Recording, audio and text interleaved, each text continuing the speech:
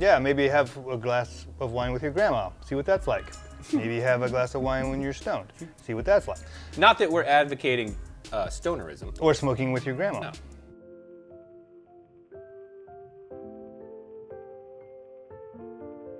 Hi, I'm Jesse Inman. This is the easiest episode we've ever done.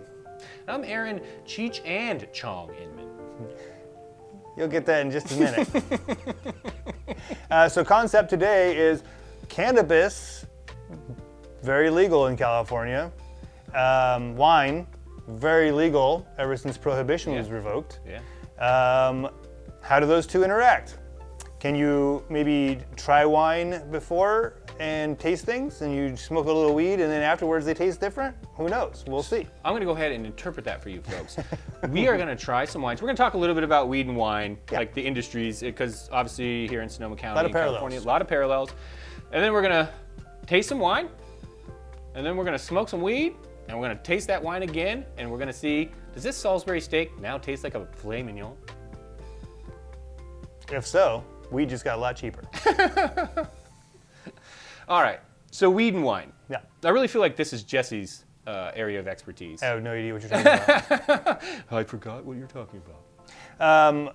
So I remember I went to an Emerald Cup several years ago, and that's a local, I don't even know it's local, maybe it's pretty big, I don't know. But we went to basically what would you call it? Not a festival. It's like a trade show almost. Yeah. So they have like growers, they have connoisseurs, they have enthusiasts. Enthusiasts. And I nerd out on production stuff. And so walking around, I was talking to a couple of people that were growing and breeders and this and that, and sat into a few seminars. Walking through where they have their business goings-ons, the imagery was almost exactly the same as when you go vendors and suppliers. Yeah, when you go to the wine versions of these things, Sure. The machinery was very similar. The outside of the fractal hats with the flat bill, and the winemakers were all wearing like the cheesy vests that you see in all the pictures. That's basically the only difference. It's almost like, and this is not in a condescending way, like weed kind of matured a little bit into, it's more of a mature industry now. And so you've got like weed connoisseurs. Mm-hmm. Like you've always had wine connoisseurs, but now you've kind of got weed connoisseurs. Oh yeah. Because there's so many There's similarities. bud tenders, right? Where you go to a dispensary and people are like, oh, this has hints of this. And there's what, like, I think Simone was saying, there's like, what do they call it? What do you call it? A gangier. You know, so you're breaking open, it's a little cheesy, it's got some funk, maybe a little mildew, it's got a little mildew. Yes. You know, it's like, wow. Yeah. Wow. Well, I mean, if you talk about, like, they're talking about cultivation, they're talking about clones, they're talking about terroir. They're breeding. I mean, there's a lot of similarities in that respect. Like Cabernet Sauvignon, right? Parent grapes, Sauvignon Blanc, Cabernet Franc. Yes. Girl Scout cookies, I don't know what the it's made out of, but it's two different things that were bred together. Oh, right? That's a strain of weed, though, right? Yeah. That's a strain.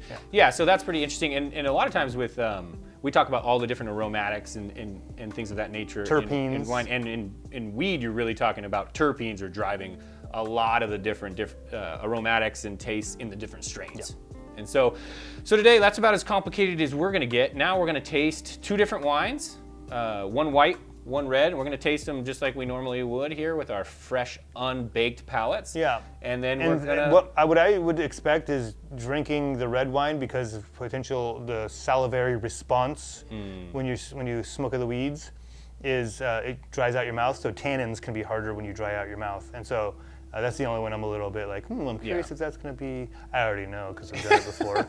But and I did a little bit of some research on like what's out there, you know, and basically smoking weed, it can dull your senses a little bit, but it does this interesting thing where it dulls your olfactory a little bit, your smell, but it actually intensifies your taste buds. And so that's kind of like an interesting thing because like in wine, 95% of what you taste is what you're smelling. Like an M&M, good. An M&M when you're stoned, gooder. Mo better. Yeah. So it'll be kind of interesting to, obviously we've indulged in these two sinful products in our own time, but I've never really done it critically, like where I'm actually kind of seeing, hey, how are these, what are the differences here? Yeah.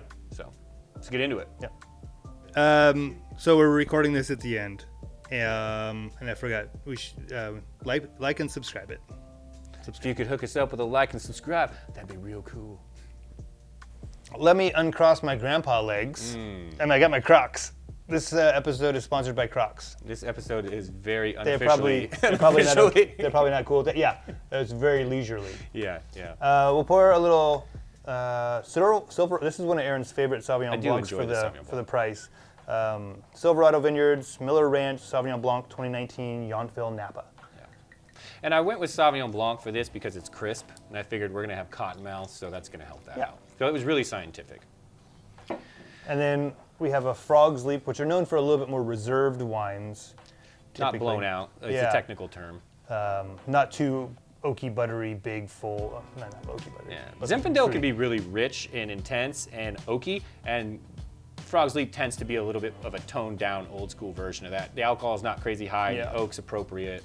And this is a 2019 Napa Valley Zinfandel. Yeah. And they're both made from grapes. They are both made from grapes. And the Zinfandel I accidentally put in the fridge, so it's a little cold.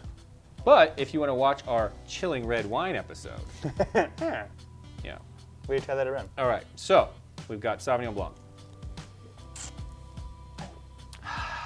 Crisp, clean, Nose, grassy. Yeah, grassy, little nectarine, stone fruit, kind of what you expect from Napa. It's pretty good. Done Yeah, a well. little tutti frutti. Zinfandel. Like I said, I'm biased with this one. I like this wine. I drink it pretty frequently. Yeah. Zinfandel is just kind of how we described it. Like medium-bodied,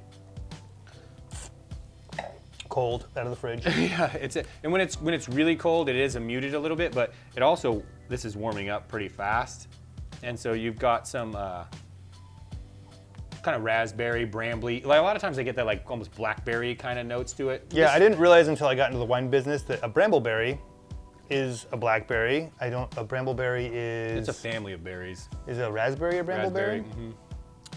Is a mulberry not a brambleberry? Hey, I don't know. I mean, people have told me what I've heard. This of is actually a mulberry. better conversation after we smoked the weed. But I've never like actually seen a mulberry, so I have no idea.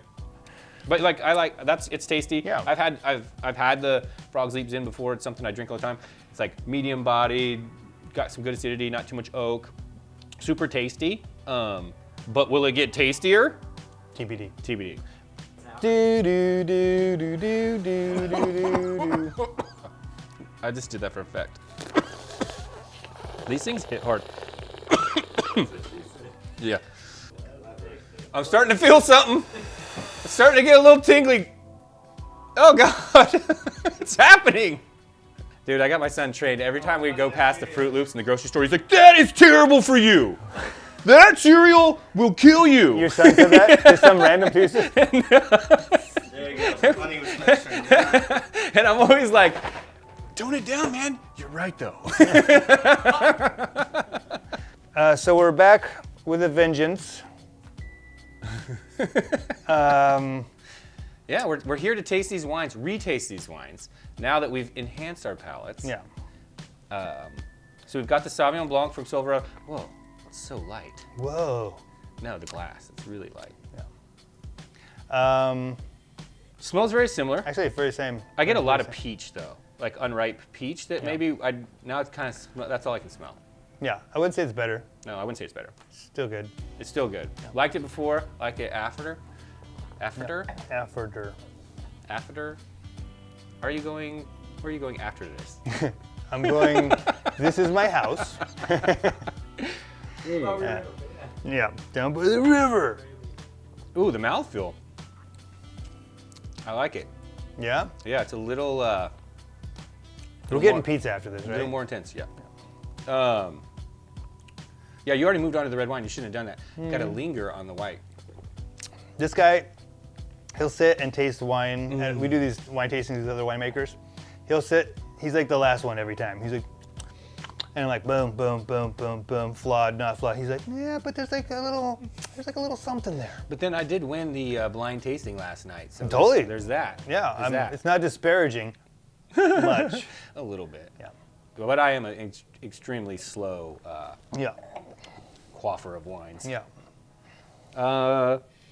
Okay, Zinfandel. Yeah. better, worse, same?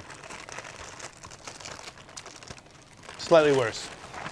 Slightly worse. How does it pair with the honey nut too? Yeah. That's a good question, actually.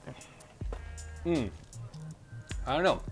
The nose is very similar on both of these, but the palate for me is enhanced. It feels a little more Enhanced. intense, Yeah, grippy. and just a little more flavor, like just a little more intense. But which is what you get sometimes when you smoke weed. Like in college, I had a terrible Salisbury steak. Then I smoked some weed, and I was like, "This is the bomb," and I am Anthony Bourdain. Yeah, that's why all of a sudden you started saving money on, like Salisbury steak. Yeah. But I also was eating Cheese Whiz, so there is that. But I gotta say, and I think this is very rudimentary, that I do enjoy the palate a little more on both of these, but maybe it's because my mouth is also very cottony. Yeah, it's like I think it's more of a mental state than it is a mouth state. I don't believe that, but I don't even know. I don't even know what I'm talking about. so this, in the name of science, I think we have proved nothing, and you should do, as we say, go out and taste some wines. Yeah. Enhanced or not enhanced. Yeah, maybe have a glass of wine with your grandma. See what that's like. Maybe have a glass of wine when you're stoned. See what that's like. Not that we're advocating stonerism. Or smoking with your grandma. No.